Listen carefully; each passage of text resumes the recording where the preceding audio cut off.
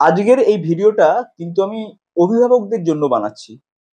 প্রত্যেক অভিভাবক চান যে তার সন্তান যেন জীবনে এস্টাবলিশড হয়, যেন জীবনে সুখে থাকে, যেন শিক্ষিত হয়, মার্জিত হয়, যেন রুচিশীল হয়। প্রত্যেকটি ভালো গুণ যেন তার সন্তানের থাকে, এটা প্রত্যেক অভিভাবক চান। কিন্তু আপনাদের এটাও দেখতে হবে যে সন্তানদের যদি এরকম তৈরি করতে হয়, তাহলে আপনাদেরও অনেক দায়িত্ব থেকে যায়। আপনাদের এটা দায়িত্ব থাকে যে যতটা সম্ভব আপনাদের সাধ্যে যতটা কুলোয় ঠিক ততটা এনভায়রনমেন্ট যেন আপনি আপনার সন্তানদের জন্য তৈরি করে দিতে পারেন। নিদেন পক্ষে চেষ্টাটুকু যেন করেন, যাতে আপনার সন্তান এটুকু দেখতে পায় যে আপনারা এই চেষ্টাটুকু করছেন, যে একটা ভালো পরিবেশ তাকে উপহার দিতে। যে হ্যাঁ, এমন একটা ভালো পরিবেশ তোমার জন্য আমি তৈরি করে দিতে পেরেছি আমার সাধ্য মতো, যাতে তুমি অন্তত তোমার কাজ, তোমার কর্ম, তোমার পড়াশোনা এগুলো যেন তুমি ঠিকমতো করতে পারো। টিচাররা কি করতে পারে? টিচাররা বলতে পারে যে এইটা ভালো কাজ, এটা খারাপ কাজ। টিচাররা এটা বলতে পারে যে এইভাবে পড়ো। টিচাররা বুঝিয়ে দিতে পারে কনসেপ্টকে, কিন্তু এর বেশি তো টিচাররা করতে পারে না। টিচারদের হাত পা একটা জায়গায় তো বাঁধা থাকে। বাকি পোর্শন, বাকি অংশ, বাকি অংশ, তার চরিত্র কেমন হবে, তার মেন্টালিটি কেমন হবে, সে আদৌ পড়াশোনার জন্য সুস্থ স্বাভাবিক পরিবেশ পাবে কিনা, এগুলো তো আপনাদের দেখতে হবে। এই কথাগুলো কেন বলছি জানেন? কারণ আমি রিসেন্টলি একজন ছাত্রের মেসেজ পেয়েছি, যে মেসেজটা যদি আপনারা পড়েন, আমি স্ক্রিনে দিয়ে দেবো মেসেজটা, যদি পড়েন তাহলে আপনারাও কিন্তু চমকে যাবেন। তার মেসেজের বক্তব্য হচ্ছে যে স্যার, আমি পড়াশোনা করতে তীব্র আগ্রহী, কিন্তু আমার মাধ্যমিক পরীক্ষার সময় আমার শরীর খারাপ হয়ে যায়। আমি কতগুলো পরীক্ষা দেওয়ার পর পুরোপুরি সবগুলো পরীক্ষা আমি দিতে পারি না, কিন্তু পরের বছর আমি মাধ্যমিক পরীক্ষা দিতে চাইছি। আমার পড়াশোনার খুব ইচ্ছে আছে, আমি চাইছি 75%-এর উপরে মার্কস পেতে। আমি চাইছি ফিজিক্স, কেমিস্ট্রি, ম্যাথামেটিক্স এইসব নিয়ে আমি হায়ার সেকেন্ডারিতে ফিজিক্স, সায়েন্স স্ট্রিমে পড়বো, এবং আমি চাইছি যে আমি ইঞ্জিনিয়ারিং পড়বো, ইঞ্জিনিয়ারিং পড়ে এস্টাবলিশড হবে। এগুলো প্রত্যেকটি জিনিস আমি চাই, এবং এর জন্য আমি প্রাণপাত পরিশ্রম করতেও রাজি আছি। আমি সেই পরিশ্রমের চেষ্টাও করি। কিন্তু কিন্তু আমার বাড়িতে সেই পরিবেশ নেই, আমার পাড়াতেও সেই পরিবেশ নেই। কেউই পড়াশোনা হয়তো করে না, সেখানে পড়াশোনার পরিবেশ নেই। কিন্তু স্যার, পাড়ায় হয়তো পড়াশোনার পরিবেশ নেই, কিন্তু আমার বাড়িতেও সেই পরিবেশটা তৈরি হচ্ছে না। সে অদ্ভুত একটা কারণ দেখিয়েছে, যে কারণটা কিন্তু আমি লক্ষ্য করেছি বিভিন্ন বাড়িতে আছে।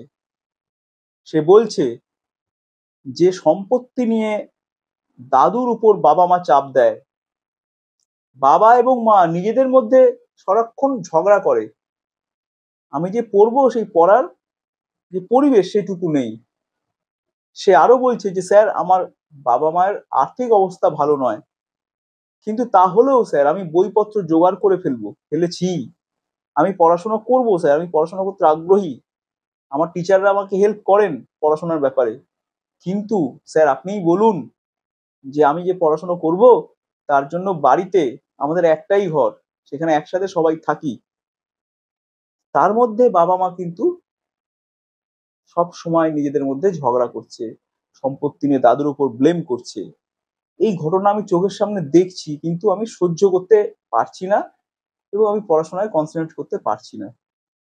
সে এতটাই মরিয়া হয়ে পড়েছিল যে সুদূর সেই মেদিনীপুর থেকে সে হুগলি জেলায় আমার সঙ্গে দেখা করতে চাইছে, আমাকে তার মনের কথাটা বলতে চাইছে, এবং এটাও চাইছে যে আমি যেন কোনো ব্যবস্থা তার জন্য করে দিতে পারি।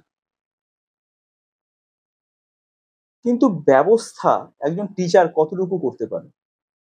তার লিমিটেশন তো রয়েছে। আমি বড়জোর সেই সব অভিভাবকদের কাছে অনুরোধ করতে পারি যে আপনারা তো চান, সবাই চান যে আপনাদের ছেলেমেয়েরা ভালোভাবে মানুষ হোক, সে বড় হয়ে যেন ভালো মানুষ হয়, সে যেন জীবনে সফল হয়, জীবনে যেন সুখী হয়, পড়াশোনা যেন ভালো হয়, এগুলো সবাই চায়, সব বাবা মাই চায়। তবে কেন আপনারা আপনাদের দিক থেকে যেটুকু করা দরকার সেটুকু করেন না? কেন আপনাদের সন্তান এইরকম মেসেজ লিখতে বাধ্য হয়, এমন একজন মানুষকে সেই মেসেজটা লিখতে বাধ্য হচ্ছে যাকে সে একমাত্র ভিডিওতেই দেখেছে, যাকে সে বাস্তবের সামনে কখনো দেখেইনি, তাকে সে নিজের মনে করে সেই মেসেজটা লিখছে। তো আপনারা বাবা মা হয়ে তার থেকে কতটা দূরে চলে গেছেন একটু ভেবে দেখুন।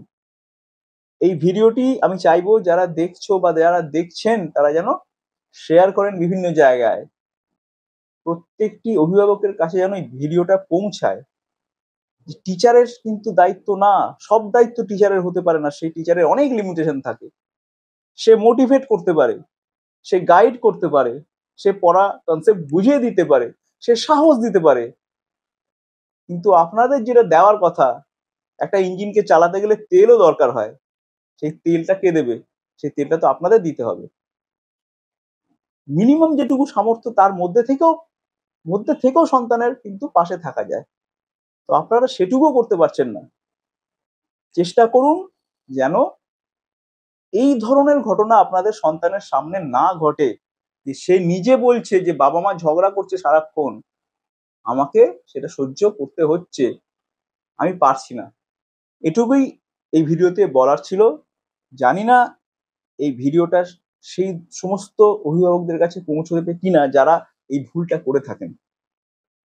আজকের ভিডিওটা এখানেই শেষ করছি, দেখা হচ্ছে পরের ভিডিও।